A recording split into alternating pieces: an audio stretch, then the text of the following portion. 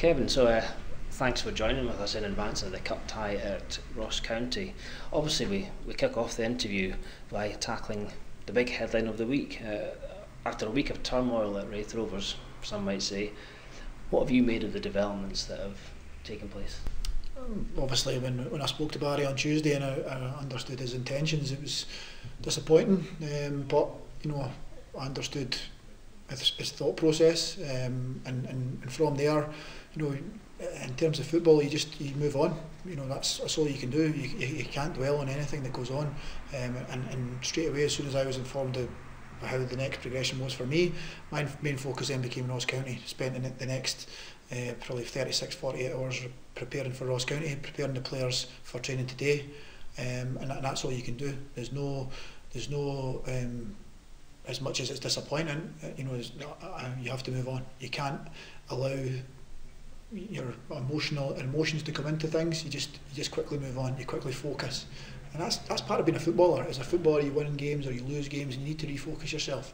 And that's exactly what we've done. Players came in this morning, spoke to them at length about Ross County, how they are going to play, how we're going to play against them, prepared them properly for that, took them out to training, requested, demanded 100%, just like they've given over the last couple of games, got it.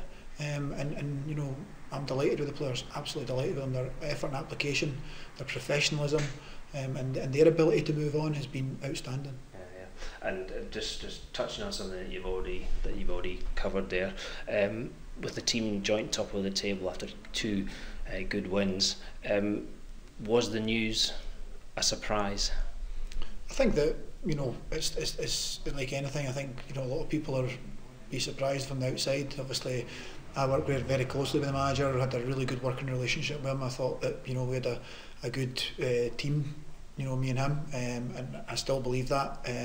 But he felt that was a decision for him to make, and he made it. And like anything else, you move on. And there was a disappointment, but the recognition now that we've got to focus on Saturday. Yeah. And you'll lead the team on Saturday, as you've said, and as we know. Looking at the short to medium term future, do you aspire to take on the role of Raith Rovers manager going forward? The only short term view I have at the minute is preparing the players for Saturday. That's all I've done over the last wee while is watch Ross County, watch how they've played, watch how they've went about it, watch how we're going to go about it, in terms of previous games we've played, and at the minute that's my main focus. The Saturday's not about me. It's not about me being caretaker manager for a game. It's about the players. It's about the players going on the field and going and showing how good a team they are, individually and collectively. And that's all I ask for the players. I don't want anything about me that if they win. All I want is them to go out and do themselves justice. Go and show how we are and how we're progressing, and we're progressing from Forfar, progressing from Airdrie. It's going to be a different type of game on Saturday. It's a type of game that I feel as if we're equipped for, and I feel as if we're at our maximum, we can give Ross County a tough game. And maybe there's a better question for the chairman, I would imagine, but are you aware of the time scale for appointment of a manager? All I've said to the board is that I'll speak to them after the game Saturday, and that's it. I'm not thinking about the future. I'm thinking about the immediate present, which is training's just finished. So we've finished training. Now is preparation for tomorrow's training session in terms of what I'm looking to show them again, because the players have got information about what we're looking for with and without the ball, and that's now my next focus. After that, it's about getting to the game, making sure that we're ready to go right from the start, in every sense, in terms of how we get there, buses, pre-match meal, warm up, getting everything ready. There's a lot to do, but that's fine. You either take that responsibility and you put it on your back and you run with it, or you shrink and you fall apart. That's not going to be me. I'm going to stand up and say, well, if there's an opportunity for something to happen, I'll stand up and I'll be there. I'll be there for the players, and if the players need anything, they can come and see me. I've spoke to probably 6 or 7 of them on a one-to-one basis this morning, advising them about things that I expect from them over the next 40 hours, and that's my role, is to prepare them for Saturday, and so far it's been brilliant. Yeah. As assistant manager, caretaker manager, your key focus is the players, and you've already mentioned how well they've applied themselves in training today. Away from the actual training drills you've been doing, how are they feeling? How they reacted to the news about the change? We've moved on. We've not. We've had our bit and we've moved on. That's it. Fair enough. That's what we like to hear. Continuing on about the match and football in general, we made you passed the comment earlier before the cameras were switched on that you're a bit of a one-man band now because there was two of you, now there's one. With all that in mind, are you relishing the prospect of this period of time when you've got everything on your shoulders? Yeah, I think that you as I said before, you're that type of character that will accept a challenge and want to progress yourself as an individual. You're either that type of person or you're not, and I feel like I am. Again, I don't want anybody worrying about me. I'm okay. I can look after myself. I can take responsibility. I can take anything that comes. My main focus is making sure the players are ready. The players are focused. The players have got everything they need for Saturday, and that's it.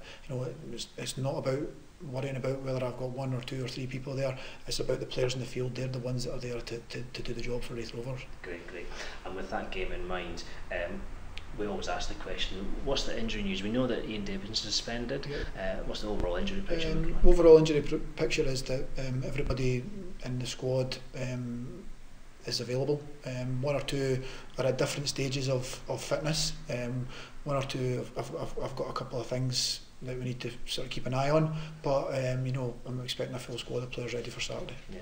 And obviously it's Ross County in the cup on Saturday. They're doing well in the Championship, just not long down from the Premier. It's a big task, but it's something you're relishing, and the players as well. Yeah, I mean, I've watched the last 3 games. I've seen them play, excellent on Saturday against Falkirk. They were absolutely outstanding. I think that if they can play at that intensity and at that consistency throughout the season, I think that they'll be a really good team that will finish ahead of them in the Championship. I think they're that good. They've got a real big squad. When you look through the players, the depth that they've got, so they could make 4 or 5 changes and still be as strong a Championship side as you're ever going to get. You've got probably half a dozen players who are Premier League players, and out of those half a dozen, you've got 3 or 4 who are top Premier League players. So it's going to be a difficult task. But we're going to set ourselves up in a way that we can give ourselves the best chance to go and try and affect our game upon them, and we'll see how that works out on Saturday. And looking to the Iron Brew Cup itself, there's been changes to the competition, more teams coming in from different countries. Fans in general seem to be sceptical about those changes. How do you look at it as a recently stopped playing player and now assistant manager? Sorry. Not a fan of the youth, the Colts teams. I have to admit, I don't see the benefit of it. But then every under 21s manager in the country sees the benefit of it. So I'm seeing it from this side of things. If you look at the Aberdeen game, for talking sake, in the last game, they've got 3 or 4 boys who are smashing into tackles against our players 3-0 down, and can take a red card and they miss a reserve game, whereas our players are going to miss first team games that are going to end up affecting their livelihoods and their income, etc. So as much as I understand the idea of doing it, there's obviously the element of, well, where are we getting our benefit from? If we lose a player to injury because he's been sent off for a reckless tackle, is that a benefit to Raith Rovers? And I'm looking at it from Raith Rovers' point of view and saying no. And also you look at the teams that are coming in from down south, etc., and abroad, Ireland and Wales. It's difficult because I think you get people who will be for it, people who will be against it, and I just feel as if that it's a tournament that no matter who's in the final, it's a big day, and that's how a lot of cup competitions have kind of gone now, where there are maybe focuses on bigger cup competitions. Challenge Cup for me has always been one of those tournaments where if you get to the quarter-final stage, you're not looking at a day out in a final. So that should be the key for the teams that are in it, as opposed to just trying to develop younger players. Younger players develop by playing week in, week out in first team games as opposed to playing in a reserve game. Yeah.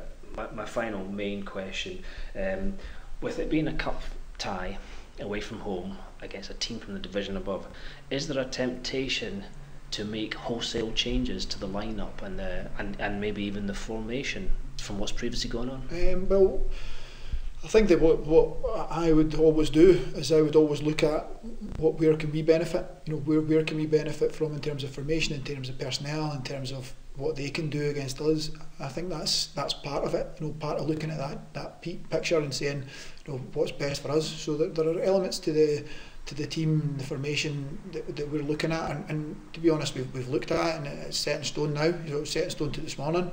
But in terms of what that will be, you just have to see on Saturday. Good. Well, we're all looking forward to seeing what happens on Saturday. We wish you well and a safe journey up there. Thanks, Kevin. Thanks very much. Cheers.